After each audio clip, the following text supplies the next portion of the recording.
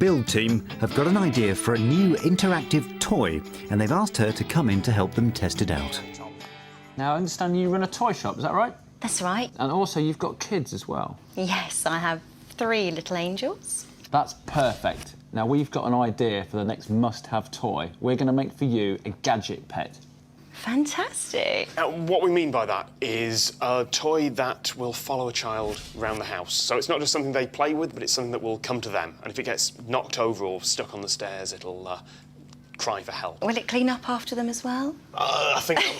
No. Well, theoretically, we could attach a hoover to the bottom of it, but it might be a bit noisy. So we're going to build this, and as a toy shop owner and a mother, you're a perfect person to tell us whether this is going to be a hit or a fail. Yeah, I'd love to have a look at it for you. Back at the barn, Colin gets straight to work building the body of the toy pet. But he seems to have already given up on their promise of a small toy that can be played with indoors. Now, Colin Furze doesn't really make small and delicate things, so I'm just going to make something big, out of metal, and see where it goes. Hopefully, though, I'll make it as safe as I possibly can, but I'm not promising anything. The hardest thing about this is to make a face and a head and actually make it look like something without it looking like just some odd, deformed monster. It's quite tricky. While Colin struggles with the concept of small and cute, Charles is busy taking care of the toy's electronic components. So I put a remote control unit in this so that I can control it and we can test that it can take some weight and properly drive around. Hold on tight, here we go.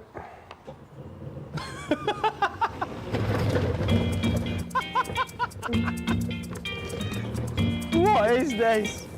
What? It's definitely spinning and turning. It doesn't necessarily go in a straight line, but we can sort that out. From this test, we know that all of my relay boards and control boards in there work fine. We promised the woman a follow pet, not a remote control pet. You stop doing that, I'm going to be sick.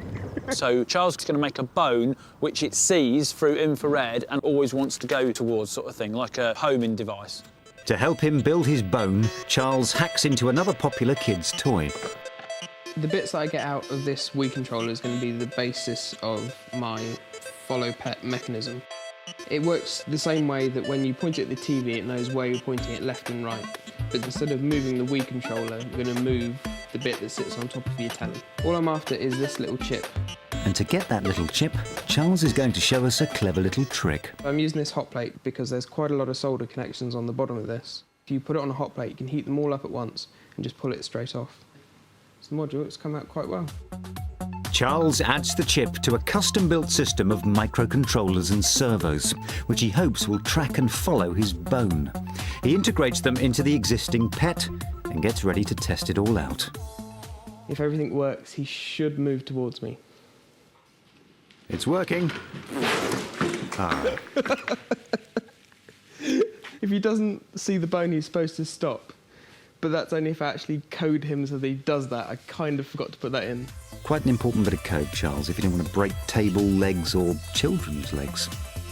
With everything properly programmed, it's time for another test. And go on, boy. And stop. Woohoo! Good boy.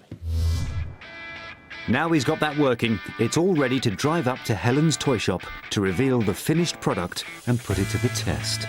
I'm expecting, gosh, in my mind, probably something small and fluffy, maybe like a little mouse.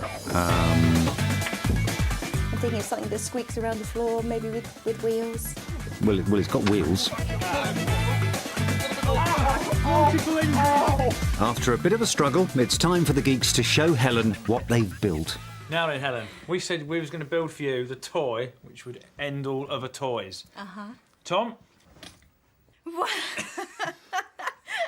It's not a cute, cuddly little mouse then. No. Now, this is Barksdale, and he's a follow-me pet. Now, Charles, you want to explain how it works? Well, you get your magic bone with Barksdale. That looks fantastic. And when you show him his bone... There we go. See?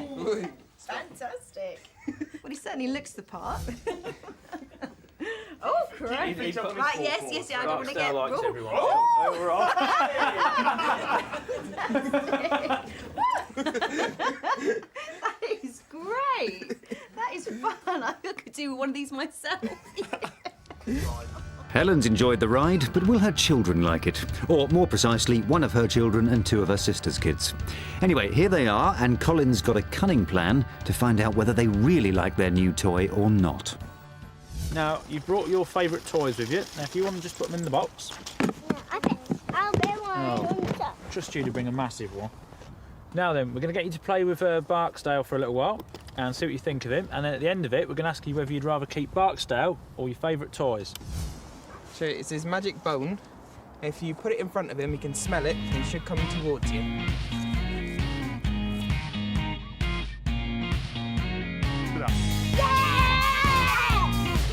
Well, they seem to be enjoying themselves. Yeah. So he's moved in a little bit, but I mean, just stroking him seems to make him smile. Do you want to have a ride on Barksdale? Yeah! That's it. You've got passengers. Have you got tickets, girls? Have you got your ticket? No. You haven't got a ticket? It looks like the girls are having fun with Barksdale. Now it's time to find out just how much they enjoyed playing with the Geeks' latest creation. Do you want Barksdale or do you want your toys back? Barksdale. You want to keep Barksdale? Yeah. What about you? Keep my DS. You want your DS back? I thought you were going to say that. So what are you going for then? Because you're the swinging vote. Barksdale or your toy? Barksdale. Barksdale wins. It's a hit with the kiddies. But what does Helen, the toy shop owner, think of Barksdale the dog? You've seen Barksdale in action now. You're a toy seller. You sell toys in a shop. Would you sell him? I think he's a lovely toy. I'd like to take him home. The children want to take him home. The only problem is he's very big. I'm not sure if he'll fit on our shelves, but I mean, he's been a big hit. They've loved him. They've loved him. So, yeah, I think it's a thumbs up. The Gadget Geeks have built a prototype children's toy, a fluffy, interactive, bone-seeking dog.